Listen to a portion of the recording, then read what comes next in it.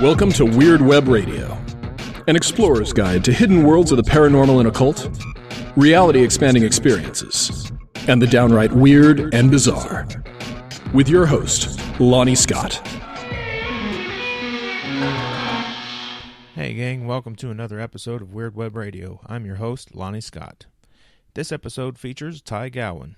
Those of you who watch a lot of paranormal shows online may be familiar with who Ty is from the very amazing show Haunt Me, featured on YouTube, now going in their 6th season, and it's all available for free streaming content. I highly recommend it. I reference it more than once in the show as my favorite paranormal thing online. I think it's the best paranormal show out there, period, full stop. If you haven't heard of Haunt Me, I urge you to go check it out as soon as you're done listening to this episode, of course. Ty and I get into a lot of different kinds of conversations. He has been developing his skills as a paranormal investigator for a lot of years, and one thing that's unique about Haunt Me is their ability and willingness to bring more occult techniques into the investigations. One of those things that Ty uses is something that is very near and dear to my life, which are the Elder Futhark of the Runes. And he uses those as a divinatory approach to try to get answers out of spirits and locations, and we take a little bit of a turn into the conversation about that as well. This is one of those interviews where I had a really great time getting to know someone while also just enjoying good sense of humor, a lot of laughs, and really digging in as well, and whenever it needed to get serious on some of these locations that he's visited and his own paranormal experiences and why he continues on this journey, what they hope to achieve after 6 and into their 7th year on Haunt Me. Before we get into the show, I want to remind you that you can be a huge help by subscribing or rating Weird Web Radio on iTunes, Apple Podcasts, Stitcher, Spotify, and any app where you listen to your favorite shows. Let the world know that you enjoy this show, show it some love, share it on your social media, and help spread the word so everyone can find it. Remember that you can also gain access to bonus audio extended interviews with each of these guests by joining the Patreon membership at patreon.com/weirdwebradio or weirdwebradio.com and simply click join the membership. It only costs $5 a month to get started. If $5 a month sounds like a lot to you, let me ask you this. Would you be willing to buy me or that guest just one drink this month at Starbucks to get the information out of them? I think you probably would. So come join the membership today. While you're at weirdwebradio.com, I want you to pay attention to the new offering of a email list where you can sign up for further insights, tips, and tricks, and upcoming courses that I'm going to be teaching that are available to email subscribers. One such course coming up very soon is my Magic and Mystery Ancestor Veneration course, and you can find information for that, again, at weirdwebradio.com. Well, that's all the time I'm going to take standing between you and getting to know Ty. So, without further ado, kick back and relax, get ready to enjoy the show, and stay weird out there, my friends. All right. Ty Gowen, welcome to Weird Web Radio, man. It's really awesome to have you here. Well, thanks for having me. I'm glad we get this figured out, take time out of your day. I think a lot of people out there listening to the show will probably know who you are because of Haunt Me, but I'm guessing there's a good portion that may not even know what Haunt Me is. So I'm excited to roll that out in front of all those people because it is my favorite paranormal thing on the internet. Aw. Yeah. Before we get that far, though, I'm just kind of curious. How did you get started investigating the paranormal? What was it that drew you into that world? Oh, that's such a long and boring story. I don't have one of those crazy poltergeist moments that I think a lot of people who get into the paranormal have or tote around. I was just always interested in it, man. And I think I really let people down when I tell them that my origin story is simply I like Buffy the Vampire Slayer a lot. So that was honestly the best answer, the realest answer I can give you is that I was watching Buffy the Vampire Slayer and thinking to myself, I want to learn more about this. I want to be a watcher. I want to be like Wesley Wyndham Price, just sitting in the library and researching. And that's not to say that I didn't have a fair share of paranormal occurrences growing up that taught me that this stuff is even out there. But it was really finding that fictional empowerment when I was in junior high and high school that sent me down the road to learn even more. And then I just picked up a K2 meter and started doing it. Oh, that's cool. So how does that actually play out, though? You just decide one day, I've watched a shit ton of Buffy. I'm going to grab a flashlight and an EVP recorder, and off I go. So how does that actually play out? The details of it are, I met a girl named Ashley Brooks in high school, and if anyone who's watched Haunt Me would know that Ashley was our team leader. And we just started talking about similar experiences and interests and things like that. And it really kind of became a safety net for me to express my weird, and her too.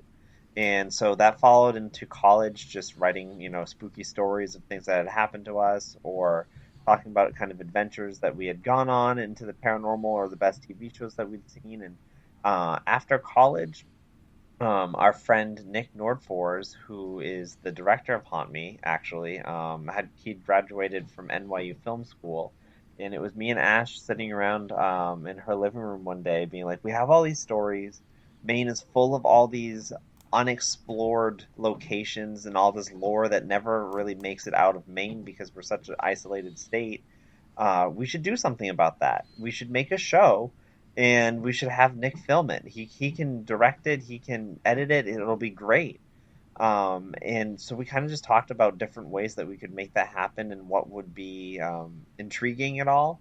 And then you'll be the first person I've ever told this to on any podcast, but Haunt Me started out as a game show. It did.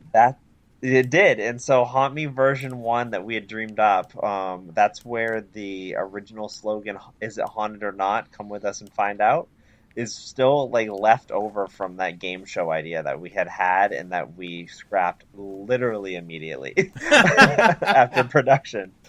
So yeah, we started out with season 1, and our friend Nick directed it, edited it, and it was very heavily based off of the show Ghost, because it was all that we knew at that time.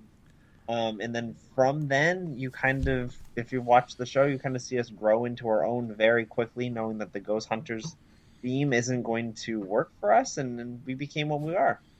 Oh, that's cool. Yeah, I think a lot of people will be surprised to find out it was going to start off as a game show. Which is such a stupid idea. Looking back at it. And I'm glad that we had the presence of mind in the moment to also realize what a stupid idea that is. No.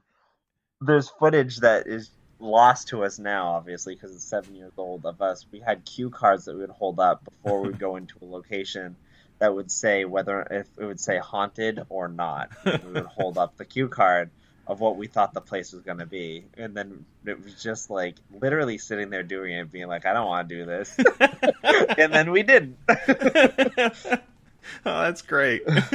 It's almost a shame. You should breathe new life into that idea for a Ty Tuesday once.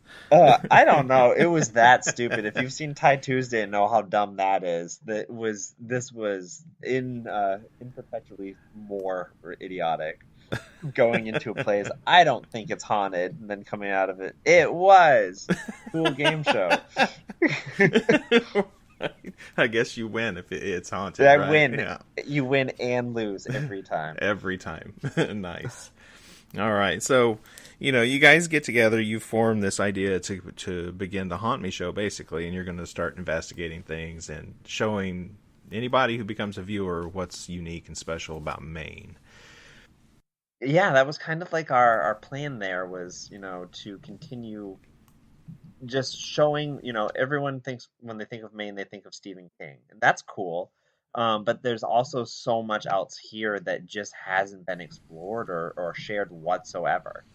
Right. How did you guys choose that first location? And when you get there, what was your experience of it? Something that we may not know by watching the episode.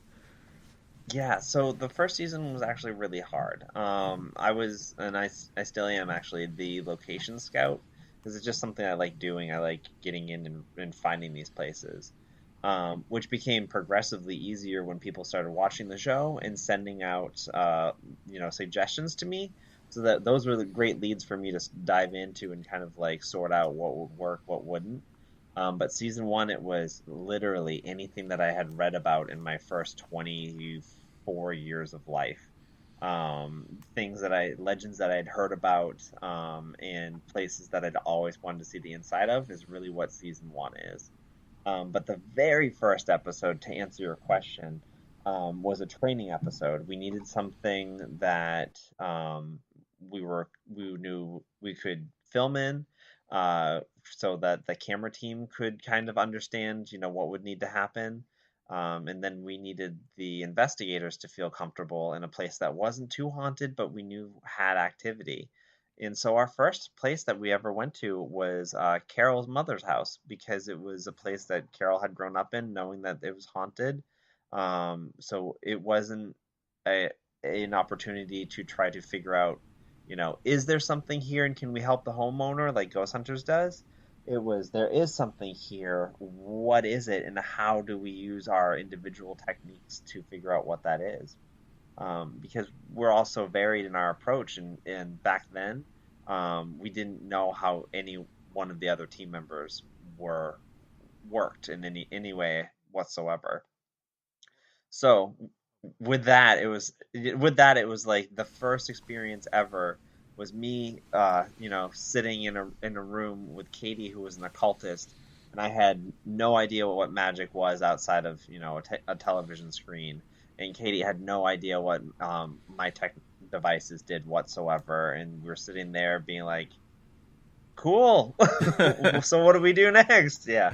And luckily we got activity, and it was really cool to start meeting new people who had new theories, and that's really what I love about this field.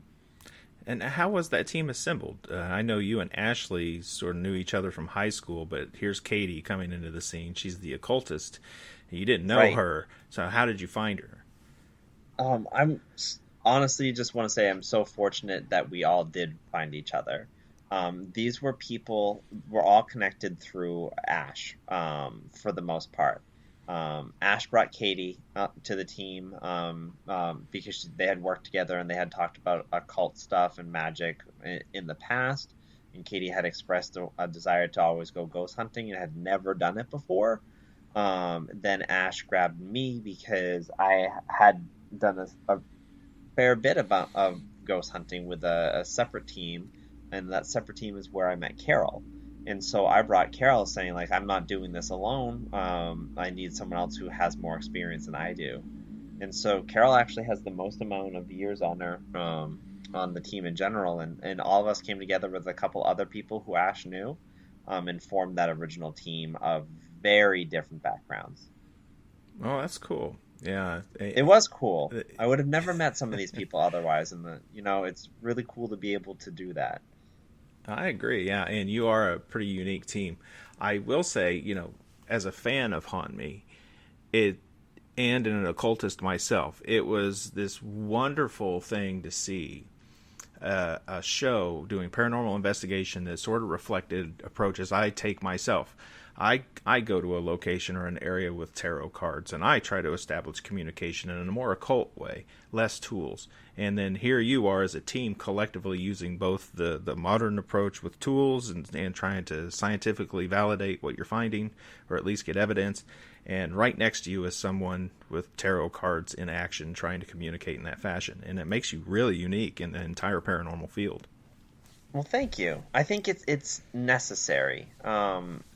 Understanding the balance between the two spectrums, between technology and the advancements in that over the past decade at least, maybe 2 decades at this point, as well as the metaphysical elements that have been around since the beginning of time.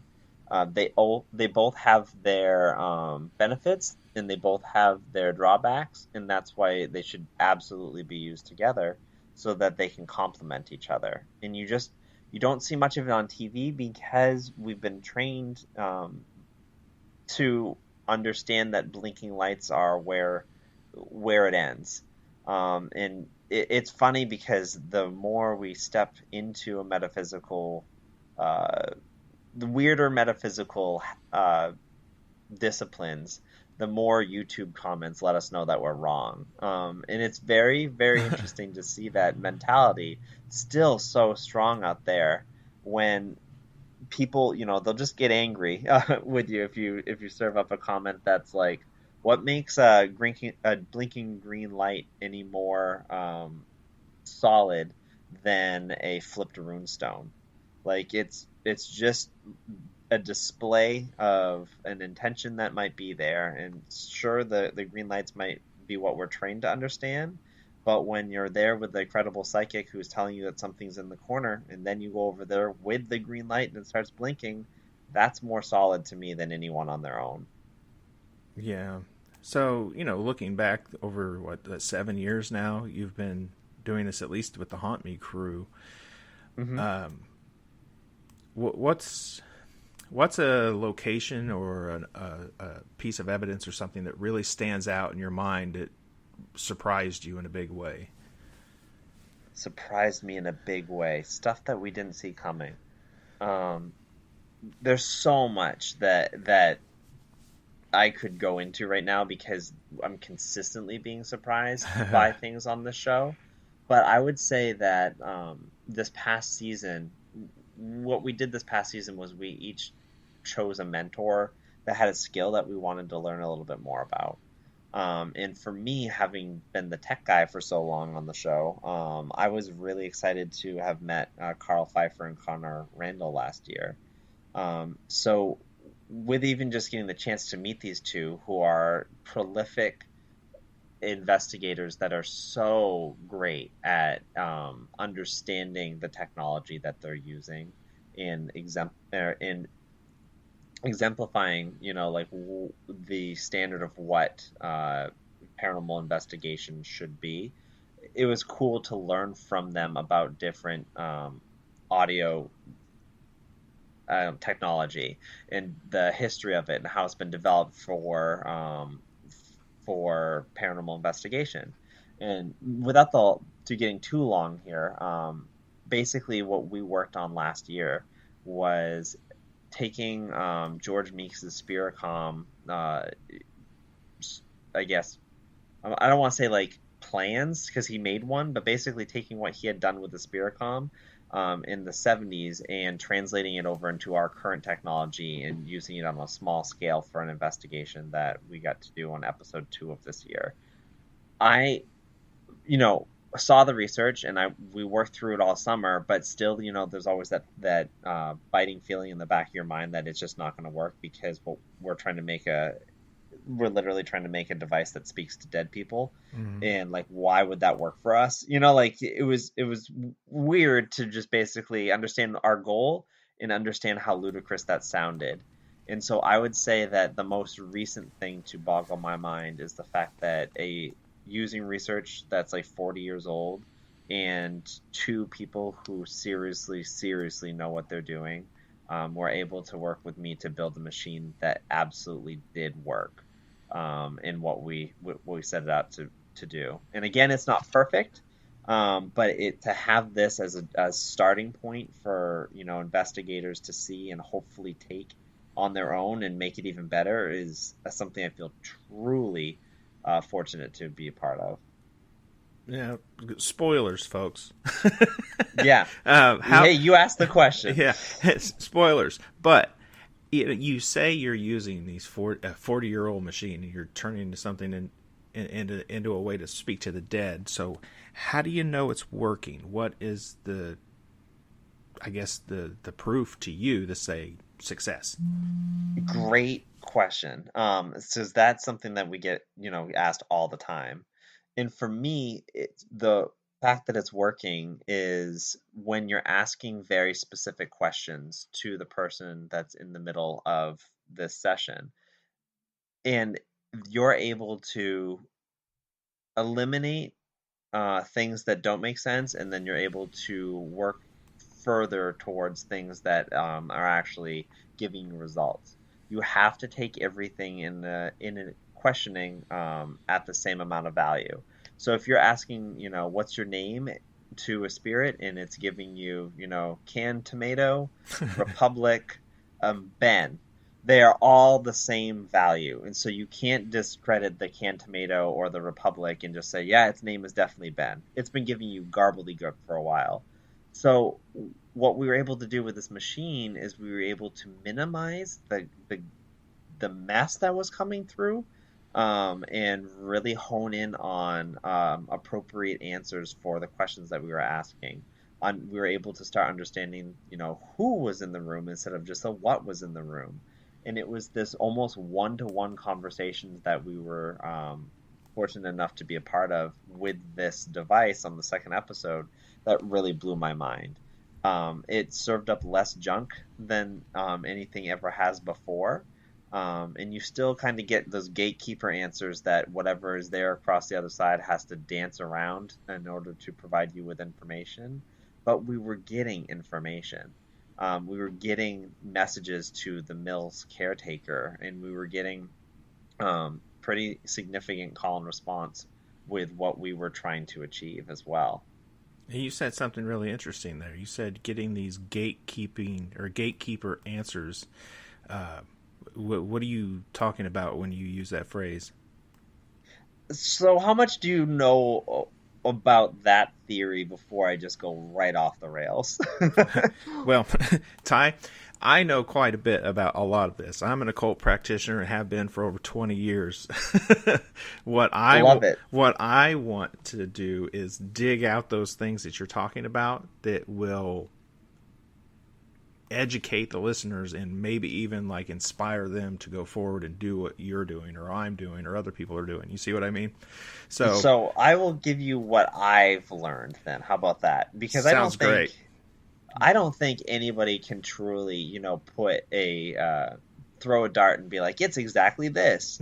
But what I've really learned as far as the gatekeeper type of answers are, when you are asking even the most specific questions to an entity, I've noticed that true, pure information only tends to slip out every once in a while. But when you're getting actual responses, they'll come to you in a weird sideways sort of way. I don't know why that is. Maybe it's the fact that we're not meant to know too much about the other side. And so things have to try to throw out a puzzle piece for you to solve or add to the greater picture. But what I mean by a gatekeeper answer, and the perfect example of it, I think, happens in the episode that I was just mentioning, in episode 2 of season 6. I'm holding out 2 fingers to a person using the Estes method, which means that they are blindfolded and can't see me, and they can only hear what's going through on the spirit box radio. So the Estes chamber that we've had created in that episode. The gatekeeper type answer is that when I'm holding up 2 fingers to establish that we might be talking with something, that's a very preliminary type of question. It's, are you here? Prove that you might be here, and then we can ask the big questions. So I'm not trying to get like a spirit to do the song and dance of like, entertain me, how many fingers am I holding up? It's really more of like is something here, and is something intelligent enough to notice the action that I'm taking. So I'm holding up 2 fingers and I'm asking the spirit, how many fingers I'm holding up. If you're here, tell me how many fingers I'm holding up. I'm trying to stay adamant to that so that it can focus on us and we won't be led down a false conversation. And after a while of pressing of how many fingers I'm holding up, the person that was on the Estes method at that moment paused for a moment and then said, peace. And so that's cool to me, even though it might sound like gobbledygook in this moment on this radio cast, but that's interesting to me because applying the gatekeeper theory there of answers can't come directly through you in a straight line, holding up 2 fingers does look like the peace sign. So even though I'm asking for it to name the number 2, perhaps that's too much information for the, again, gatekeeper theory to prove that something, is across the veil and can see me. And so it gives kind of like a roundabout answer to understand that, yes, I'm holding up 2 fingers, just like the peace sign. And so that would be, for me, an example of a gatekeeper answer. I thought it was really interesting that you used that term, and it's awesome that you're recognizing this through personal experience. because in my own sort of personal practice and some of the traditions that I work in paganism and the occult, there is an idea of a gatekeeper entity or even deity that must be honored and make an offering to before you go forward with your work with other spirits or gods or goddesses or whatever it is that you're doing magically. And even whenever I enter a location, if I'm going to be doing any kind of investigation or spirit work of my own kind in some spot that may or may not be haunted, I always make an offering to the gatekeeper before I even enter the building. I'll leave 9 pennies right there in the doorway and have a specific phrases that I use before I even cross the threshold to enter the building. So, man, we must be so annoying to these gatekeepers, though. Like, if you think of it, they've been guarding like the secrets of the universe for millennia, and then like Ghost Hunters comes on Sci-Fi Network in like 2004, and now everyone's rushing up and asking them all these questions of like, "What's my name? What's my name?" Like they've dealt with like the priests and priestesses of every like religion and culture for millennia. Now here comes Becky with the good hair asking how many fingers you're holding up. So Becky with the good hair. That's great. Yep. You're probably right to a degree, but I think so. I consider most things that I do through paranormal investigation incredibly annoying. So I've seen my own episodes. Yeah. I wouldn't want to be an omniscient being on the other side of most of my questions. So you have access to the mysteries of the universe, and you want to know if you're holding up two holding fingers. Up 2 fingers. Yep, exactly. That's great. Well, as far as those entities go, I think through my own experience, I'm not so sure that there's an actual entity who's standing there waiting for you to prove yourself in the proper way to get access. It's more of so this doesn't work like an anime? Yeah, it's more of, I think, this token that you pay forward that puts you in the right sort of frequency so you can hear what's going in that particular wave, if that makes any sense. I love that too, because it then works into the energy theories that everything that you're doing works around intent. And so, the 9 pennies doesn't so matter in like the recipe of it all as the intention and the energy behind the 9 pennies, Yeah. I mean, from my own practice, the idea of the 9 pennies comes from a rich history of tradition and lore that I've melded together into this one action. So it means something to me, and yes, you're right. It does have to do with that intent, and I think it is this proper nod towards whatever forces may be in control of these things.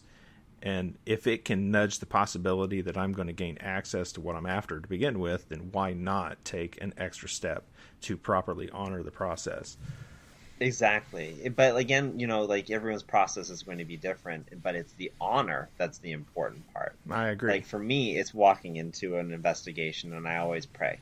That's just what I do, and that's me honoring the moment and anything that might be there. And that's not going to resonate with, with someone. And again, 9 pennies won't resonate with, most anyone besides you. Mm-hmm. That's very specific and very special for you. Like, so you putting down 9 pennies and me putting down a dime doesn't make my honor, any better. In fact, that makes mine foolish because there's no intent behind it, Like, fool, I've got a dime. Yeah. Exactly. They'll talk to me now.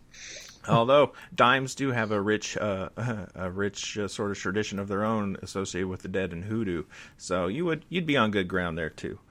But probably only if I knew it and respected that tradition, right? Like if I'm unaware and I'm not speaking with like a hoodoo type of entity, the meaning might be completely lost, and the fact that I'm just trying to outdo you by a penny is what's going to resound more so than anything else, and they're not going to talk to me because that's kind of a dick move. Yeah, so. maybe not, maybe and maybe not. When it, magically speaking, it gets back to is the curse still going to get you if you didn't see the shaman giving you the evil eye, or do you have to? I want to hear more about that too. I want to know more about that. Like, does magic work if you don't believe in it? Like, if you get cursed and you give that curse no power, I'm actually asking you, like, what do you think happens? I absolutely think that it can have some effect. I think that there is something more to the tech of occult practices, if you will, than just belief or intent. That these things sometimes do have their own inherent power or something that they tap into when you use the right process to tap into it. Now, it gets into these weird ideas. Yeah, it gets into these weird ideas.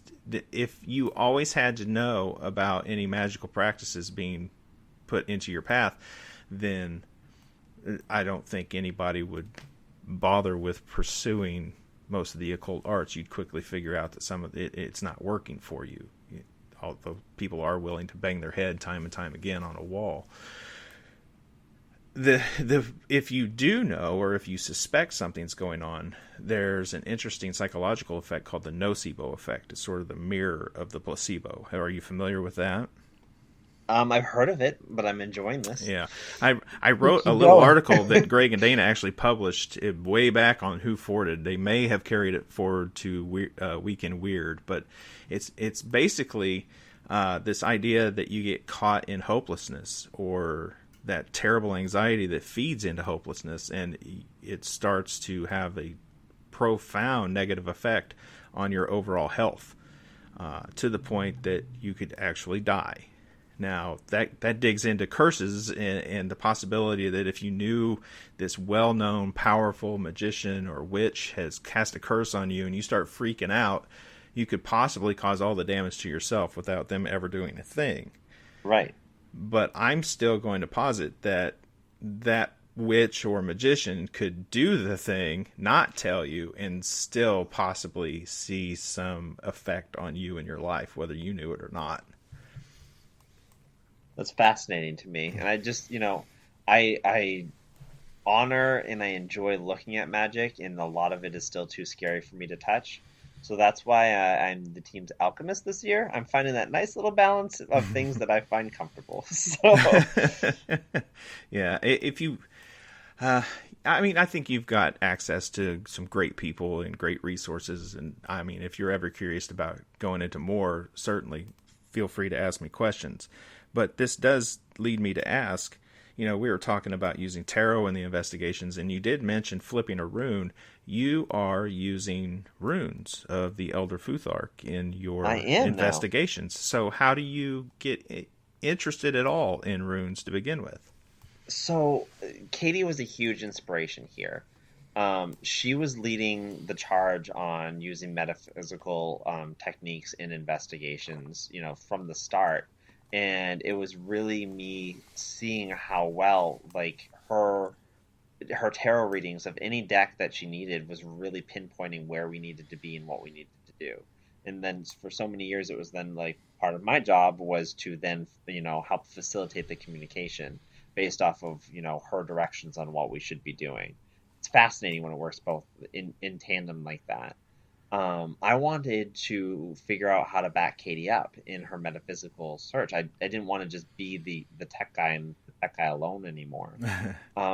But tarot never, I love getting readings from people that I trust. But it's never resonated for me. I own decks, and I think they're beautiful, and I like looking at the artwork. And that's really as far as it's carried with me. Even though I love the show Card Captors, it's just, it wasn't there for me, in a way that I could resonate with, man. And what I've always thought was really cool is Nordic culture. And I've always thought that was awesome. And I've seen runes everywhere, and I've never connected the pieces.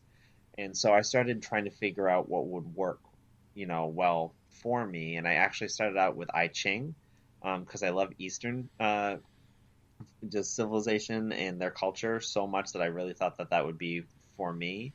And it wasn't. It just didn't land. It kind of felt flat and forced. And so I moved from that on to learning a little bit more about the Elder Futhark runes. And what nailed it for me is that I'm an English major from college, so I love a good story, and that's what this entire divination form is built off of. It's built off of those, those epics.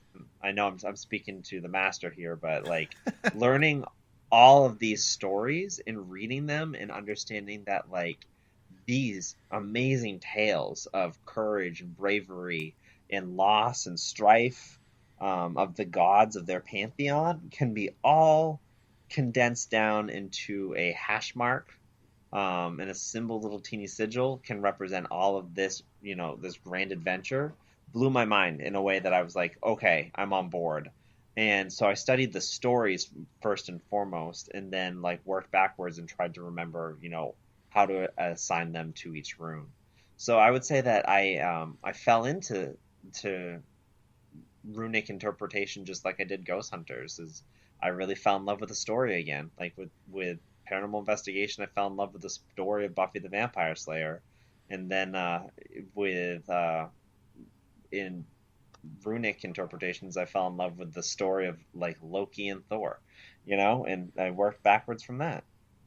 That's cool. Yeah, I applaud the fact that you're exposing people to the runes in a way that I really don't think even myself have really shown people this whole different, avenue of which you could use them, as it were. Right. You don't have to just, be an old lady in a hut, starving, because, your Viking son hasn't come back yet, so you throw bones down on the table.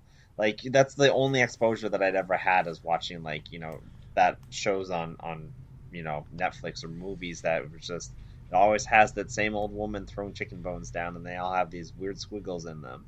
It's like those squiggles mean so much to an entire culture of people. Like, learn about that culture.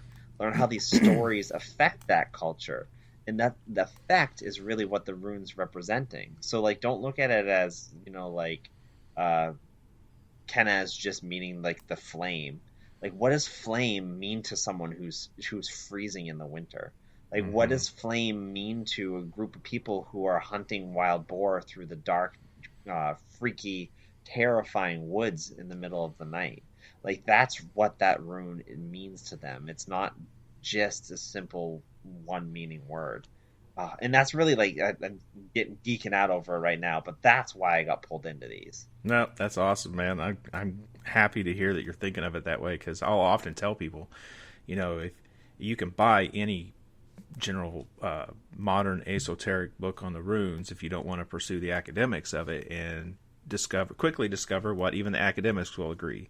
The F rune means Fehu, and Fehu can mean cattle or wealth or fee, and leave it at that and go about your business. And every time Fehu comes up, you're like, oh, cows or right, or money, that's not or gonna do, fees, like, or something. That's not going to do anyone any good unless it's a farmer asking a question about milk. That's like, right. Cool, awesome. You grab the cow rune. Does that mean anything to anyone? No. Right. Like, let's go a bit deeper. Right. So you think about it, and you're right. Well, what were cattle to the people who, the Proto-Germanic people and then the Nordic people who came up with this system? And and how does that relate to wealth? And then you get into the rune poems and how it talks about, you can't hold on to wealth, that it needs to be mobile. And what does that mean to those people? And how does that reflect forward to today, until you're sitting in an empty room somewhere in an old abandoned insane asylum and you're like... If you got the cow rune. You got the cow rune while you're in Waverly Hills makes very little sense. But let's now assign it to, like, an actual meaning here. Mm-hmm. Let's look for the person, who might feel like they have some wealth in the room. Let's understand that, there's probably an entity here that's feeling pretty good about some things, which isn't something you would expect from Waverly Hills. Because no, we're not talking about cows. Yeah. And even then, you pay attention to the way you feel or the sensations you're getting in your body. Does it feel like there's mobile energy or movement of power in that area? Also relating to Fehu. And have you ever read The Golden Compass by any chance? Nope, I don't think I have. Okay, so it's a fictional book, but I've just the show's coming out on HBO, like, to replace Game of Thrones. I think maybe later this summer or early fall. I know, right? But they're trying really hard, man. And so, like, this movie came out maybe close to a decade ago with Nicole Kidman in it, and it sucked. So I never gave it another thought. But with it hitting HBO, it looks a little bit more real. And I was like, you know what? I'm just going to churn through these books. It's a trilogy. And so I picked up The Golden Compass from the library a couple of weeks ago.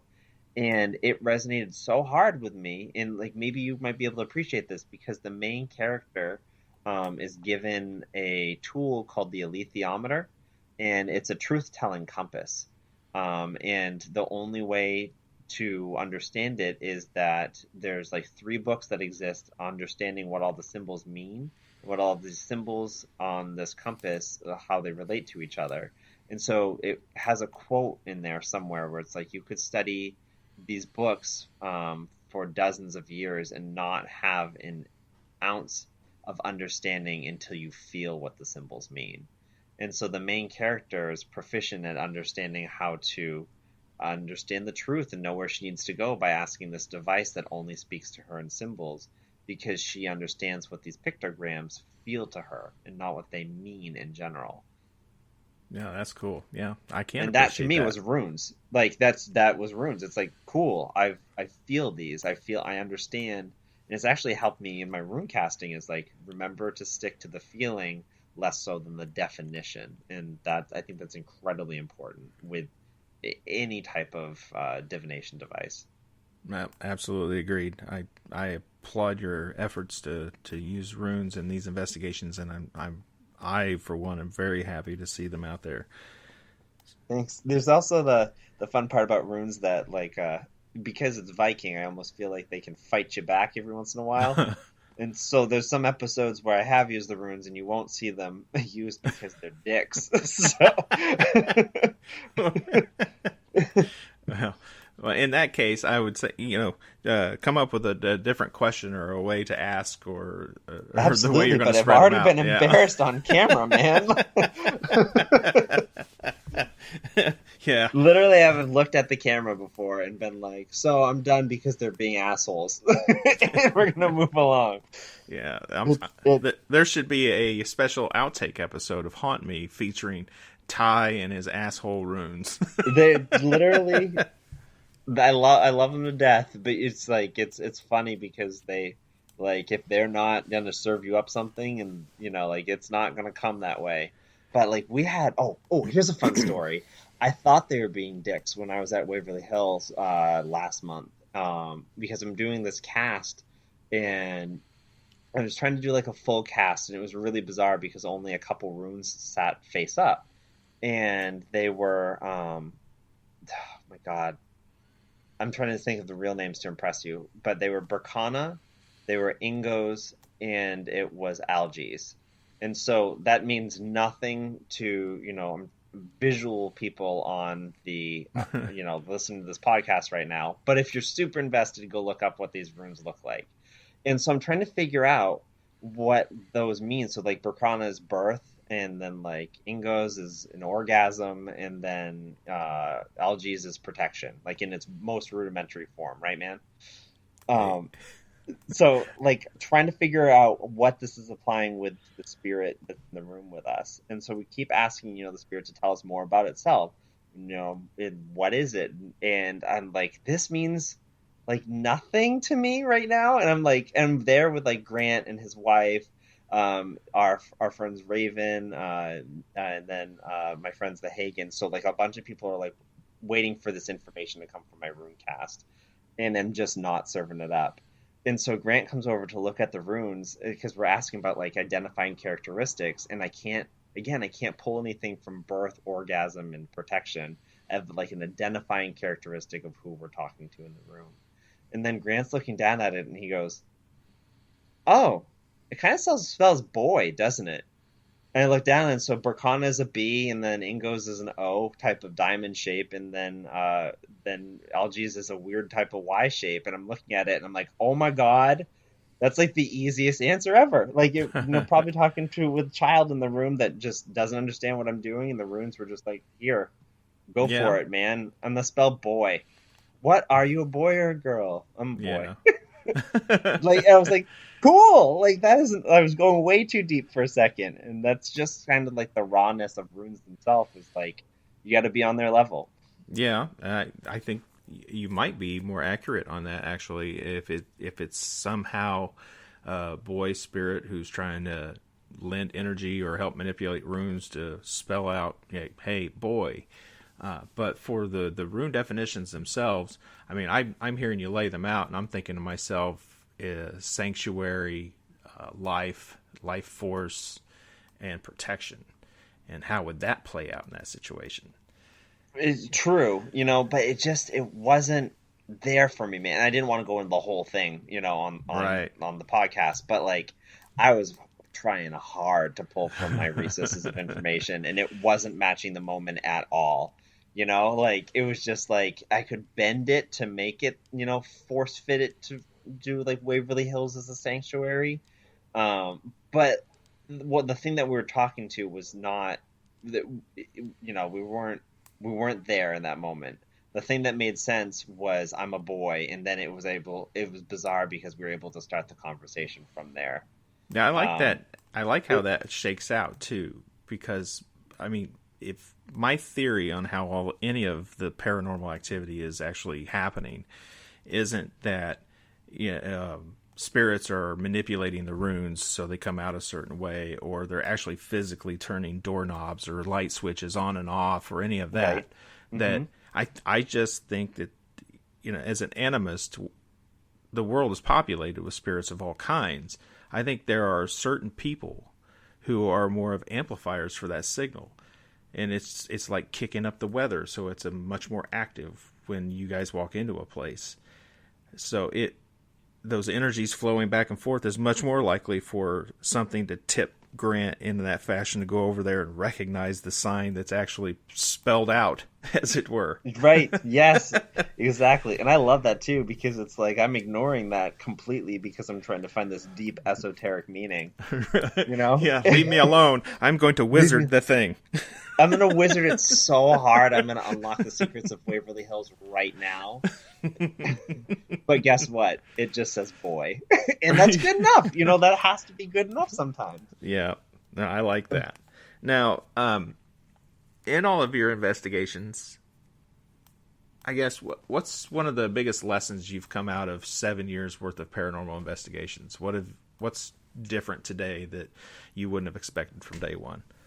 The biggest thing that I've learned after 7 years is that no one knows anything, and I'm never right. And I mean that in the most positive sense possible. Oh, I dig it. It's forces you to continue exploring, I should say. Knowing that you're right is an end to knowledge, and that is something that this field can't afford, and something that I was looking for at the start was absolute answers.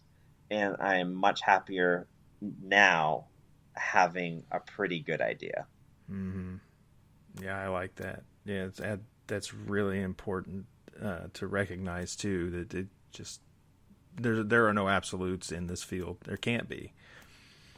No, and I like to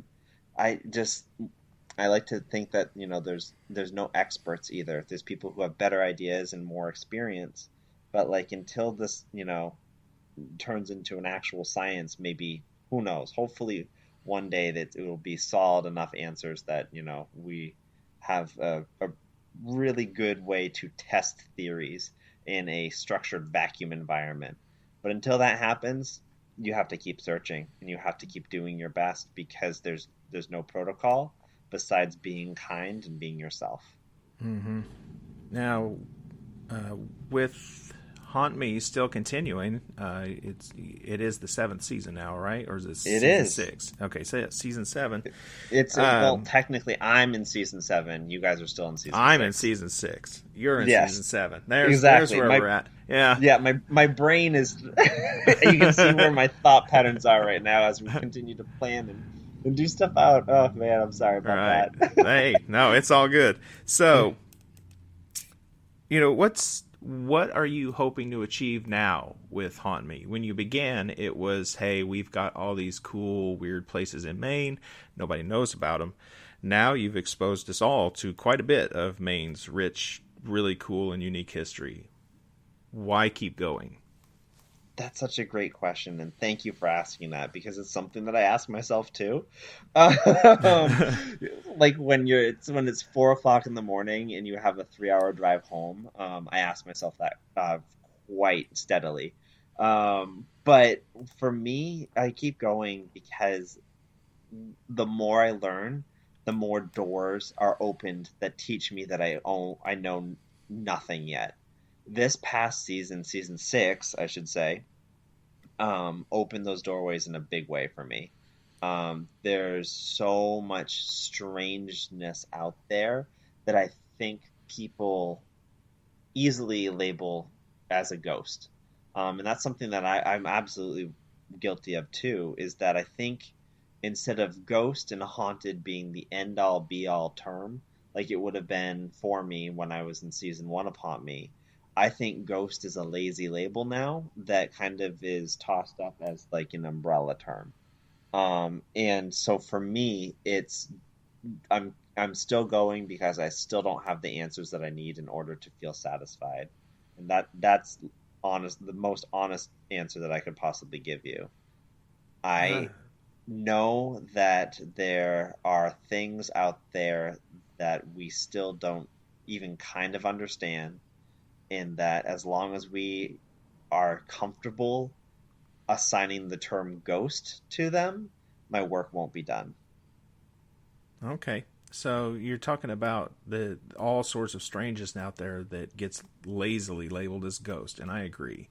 But what in your experience, like what have you determined some of that other strangeness to be? Like I've determined this past, if you've seen last week's episode, it was a big moment for me, and I think a lot of us on the team, of something that we had been labeling a ghost for about 4 years by continually revisiting this place called the Greater Rumford Community Center. Mm-hmm. We were able to find out is likely not at all. It is likely an elemental of a local river. As weird as that sounds, it made the most sense, and that sounds even weirder. So I like in that moment we found out that our impact on this planet is impacting other realms as well, and we're not taking care of our planet, in an even slightly responsible way. And so to see that based on this entity, if all of this is true and we're even 50% right, we polluted an entity into becoming an abomination, and that abomination has been lashing out and has been being labeled as like an evil ghost or demon in this place. And what it was just something that we've perverted. And learning that specifically helped me understand that I mean, we all need to start changing the ways that we're living, and not only to protect our own environment, but to protect the things that are maybe built to protect our environment as well. And that is a very specific answer, but there's so many more cases like that out there that I could rattle off right now that's keeping me going as I continue to experience more and weirder things. Yeah, I really liked how that ended up in your last episode for a few reasons. One, oh, you saw it? Yes. Well, thank you. One reason was because it's animism. You're recognizing the spirit's inherent nature that aren't always human, and that's animism almost in a nutshell. The world is populated by all sorts of spirits, and in my own personal practice, there are 3 rivers that run through the county that I live in, one of which is the water source for all of our drinking water. They're regular spirits that I honor with regular cycles of offering, and they're very important to me. And finally, the ADF, which is a neo-pagan organization I've been a member of for a long time, we've helped build a pretty sizable community in a town north of me, where we get together for regular rituals around the Wheel of the Year, as it's called, to celebrate these main pagan holidays. And I often take the omens with runes during the ritual to see how offerings are accepted, if there's certain work they want from us, and so on. And in ADF, there's 3 classes of beings that are honored in ritual that you're talking to also with the omens that include ancestors, the land spirits, nature spirits and, the gods, goddesses, they call them the shining ones often. And for a solid year of ritual omens, I got repeated strong indication that things aren't quite right with the nature spirits, and we must get things right with the nature spirits. And there you were at the end of that episode that was on recently, and you're getting the same kind of message through other means that things aren't right with the nature spirit. Yeah, and you need to get things right with that nature spirit. I feel like, honestly, I know there's opposition to this viewpoint, but I don't feel like you need to be into the paranormal to get that message at this point anymore. No. The weirdest weather patterns that we've been having since I've been alive are occurring in the past few years. Like NASA just released I think it was like a 30-year supercut of their photos of the ice caps, and they're turning to slush. And it's like you can look at actual data and understand that something's not right with the nature. And then you can pass that right over into the world of the metaphysical and being like, if our worlds are attached through animism or other means, something is definitely not right with the nature spirits, and it's not their fault. Yeah, I agree. So, I mean, if there are people out there who are listening and they want to get involved in paranormal investigation, perhaps this conversation is what inspired them to start actually doing that. What sort of advice would you give them to begin? Ooh, that's a good one. I would say do your research first. There's so much to get clouded up in out there right now because I guess it is becoming popular. If that's just weird enough to say, that you don't want to find, if you're passionate. Okay, let me back up. If you're passionate about the paranormal, and you're passionate about finding answers for your own experiences, or you're passionate about just exploring the weird, if that passion exists inside you, do your research so that you don't end up being a tourist. I think that is absolutely the first piece of advice that I would give people. It's not, when I get asked that question, I think people a lot of times are expecting me to be like, make sure you get yourself a trusty digital audio recorder because I'm a tech guy. Yeah. And that's cool. But don't jump ahead steps. And that first step is finding people that you trust more so than finding technology that you trust. Okay. What's a tourist? You say don't be a tourist. So how do you make that difference? I feel like I don't want to step on toes here, but I think a tourist are the people that are looking for clout and attention more so than answers and confirmations. I think that's just a very slippery slope that that can happen, because like for me, I'd love to say that I don't. Of course, I'm watching the Haunt Me YouTube views and the play rates and stuff like that, and that that's kind of egotistical. But we put a lot of work into it to share our stories with people. But I would also caution against the fact that turning into ego, and once that happens, you're not really in it to be looking for answers or to push the boundaries. You're just looking for clicks. And if someone is, if their first and foremost goal is the click-through rate, then I feel like you might not be attaching yourself to something that is tried and true and is going to help you explore the unknown in ways that are going to benefit you at a spiritual level.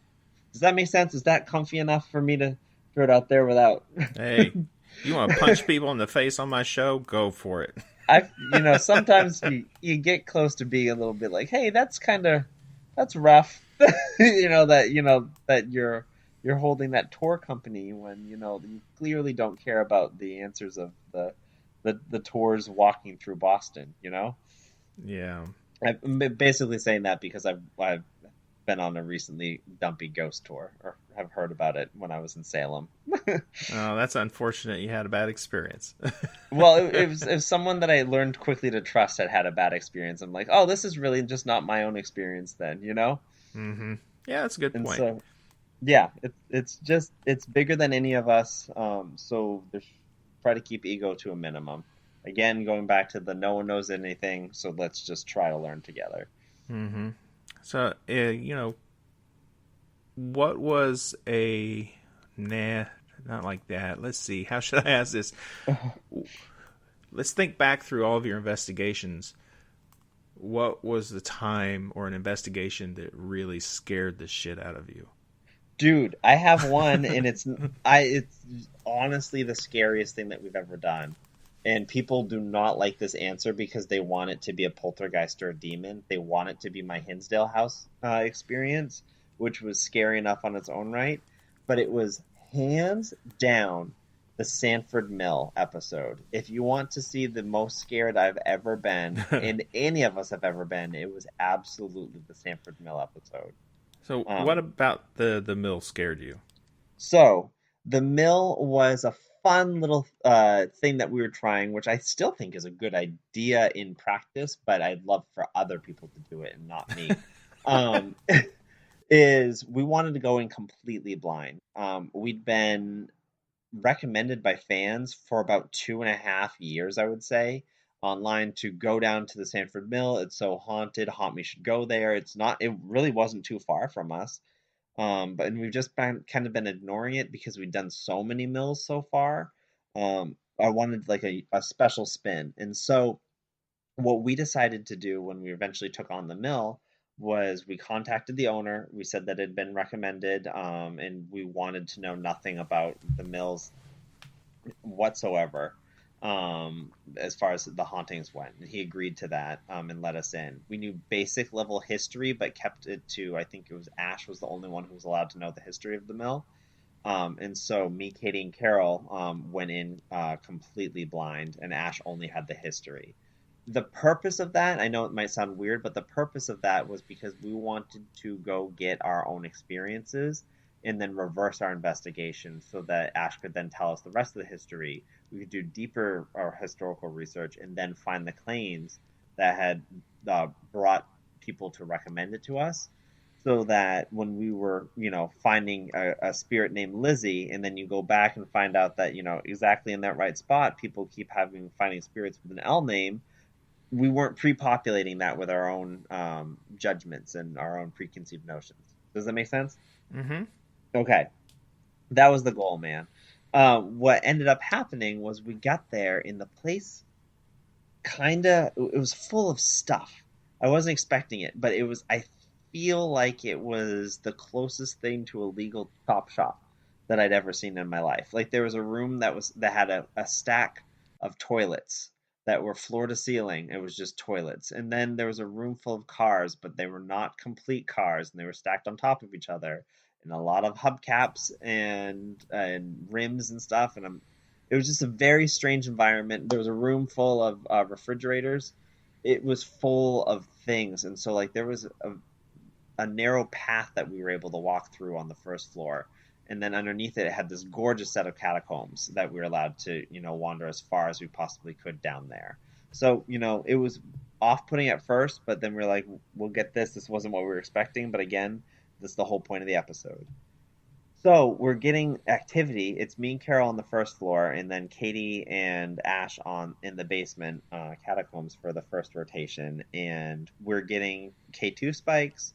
We're getting disembodied noises in the distance when me and Carol on the first floor.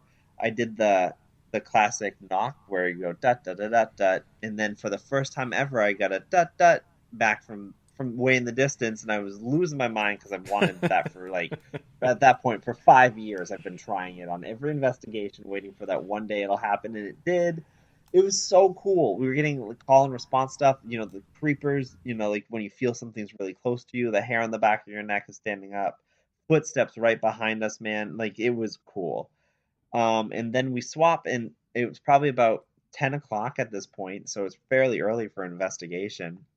Me and Carol are only in the basement for a couple minutes when we're setting up ghost traps, which is just, mops and things that can get knocked over easily if we're not in the room, asking the entities to play with them if they want to make their presence known, but not near us. And we hear a boom. And so me and Carol both thought it was one of the things that we had set up fell over.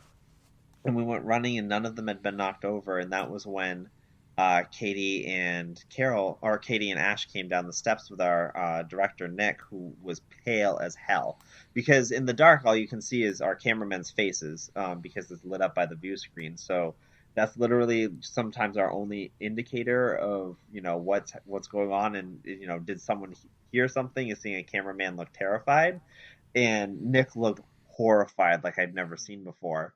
And Katie is holding a cast iron skillet or something like that, a cast iron pan, and Ash had a shovel.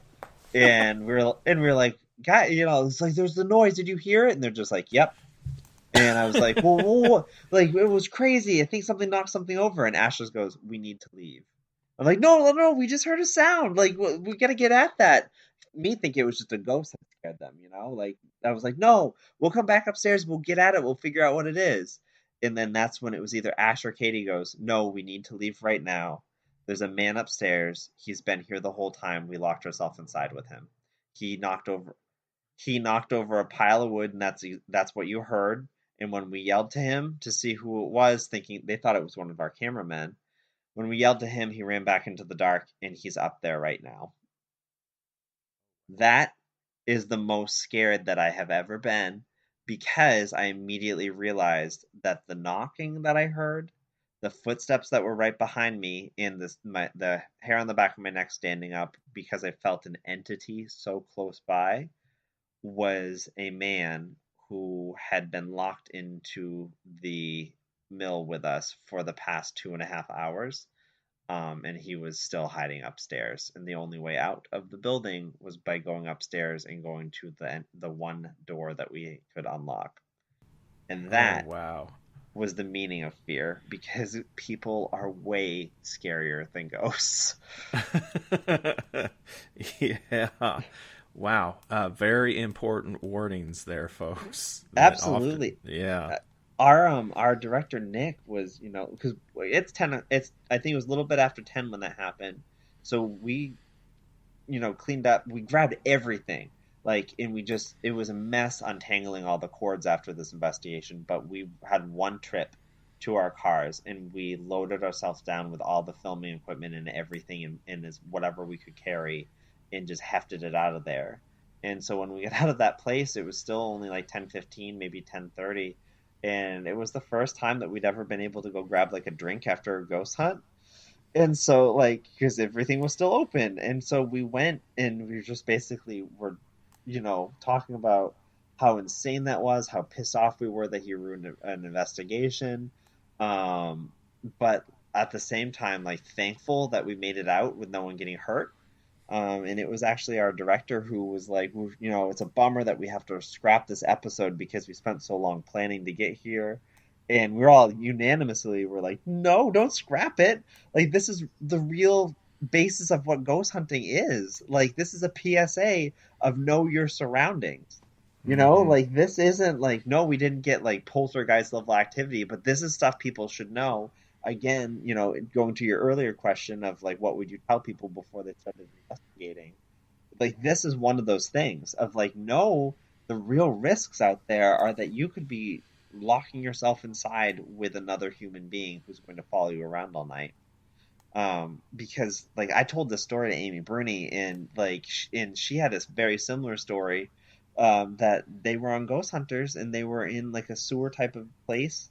And she lifted up a manhole cover or something like that, and there was a man staring back at her. And it's so these things aren't isolated to Haunt Me, Sanford, Maine.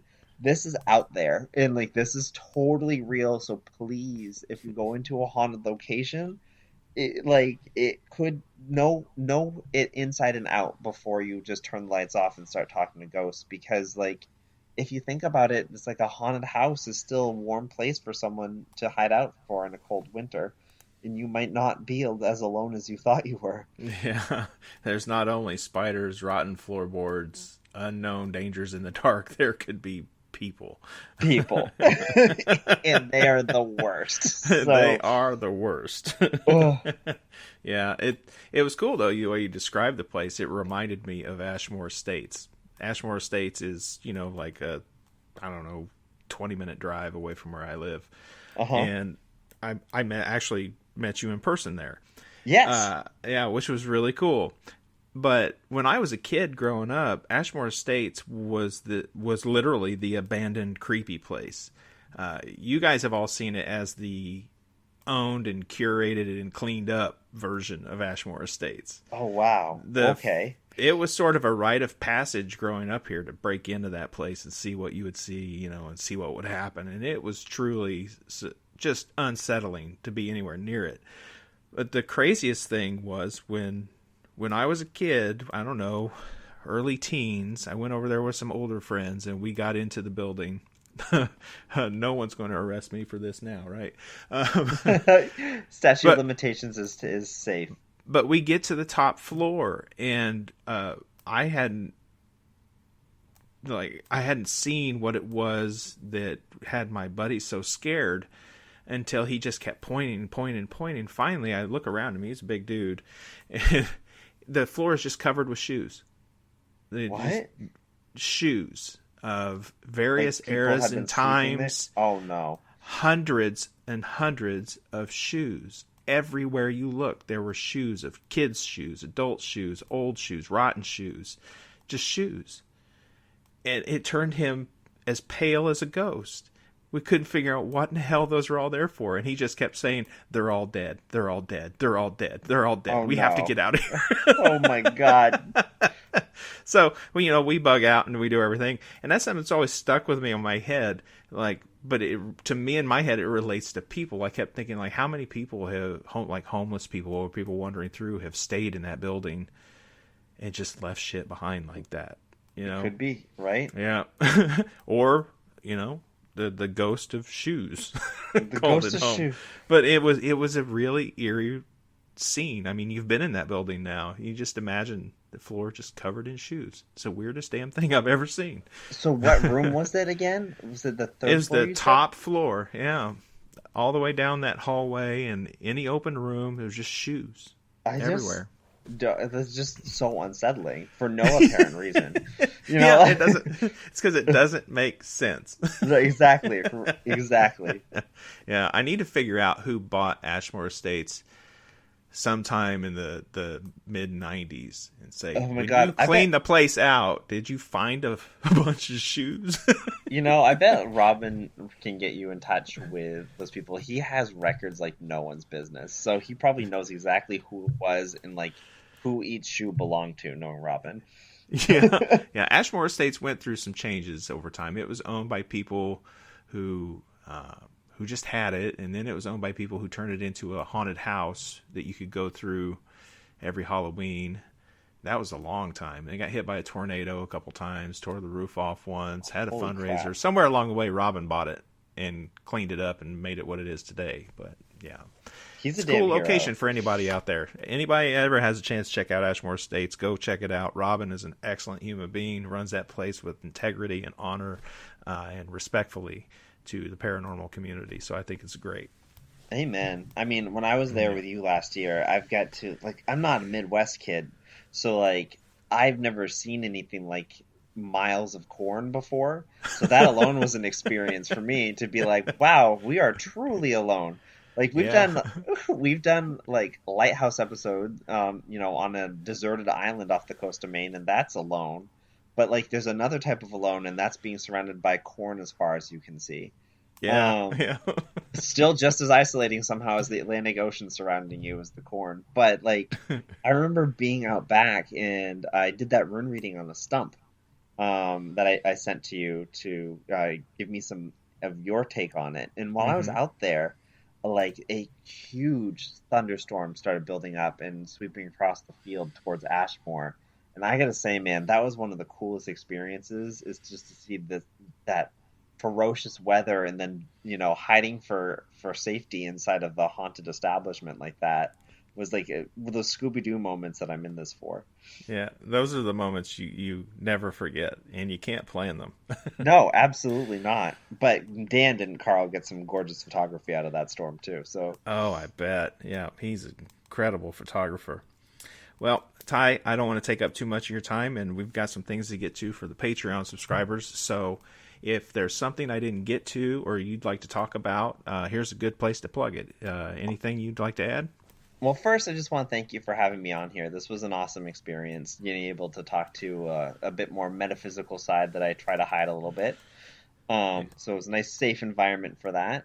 Nice. But I would love to plug Season 6 of Haunt Me, which you can subscribe to at the YouTube, which is youtube.com/hauntmeofficial. It's completely free, but the subscribers do help us out. So if you enjoy it, we'd love it if you send it to your friends and have them subscribe as well. You can find me on Twitter at unrefinedty and on Instagram as well at unrefinedty. And then Haunt Me is also on those channels as well. So we try to keep you guys as informed as possible, but haunt-me.com is where it all goes down if you need one hub for everything. That's awesome, man. Thank you. And I will second that. Everyone should be watching Haunt Me. It is as I said earlier in the show, it's the best paranormal thing on the internet. And I'd argue even better than everything on TV. So thank you for putting in all that good work. And thank you to the rest of the Haunt Me crew. I know there's probably plenty of unsung heroes that put in a lot of hours. So with that said, everyone out there, thank you for tuning in. Thank you for listening. You know the drill. We're going to get even weirder in the bonus portion of this extended interview. And if you want to get in, you got to go to patreon.com/weirdwebradio. Stay weird out there, my friends. All right, man. Welcome to the bonus portion of things. Ty Gowen. Do this. Are you ready? Hi, everybody. I'm so ready. I'm ready to do the bonus Patreon content. Yep, that's what they all say. All right. So, what famous person's resting place would you most like to visit? Do you want to hear how they just answered that question? What famous person's resting place would you most like to visit?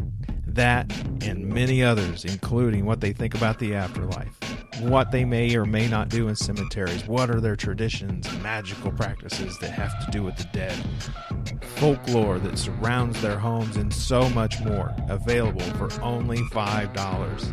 $5 a month.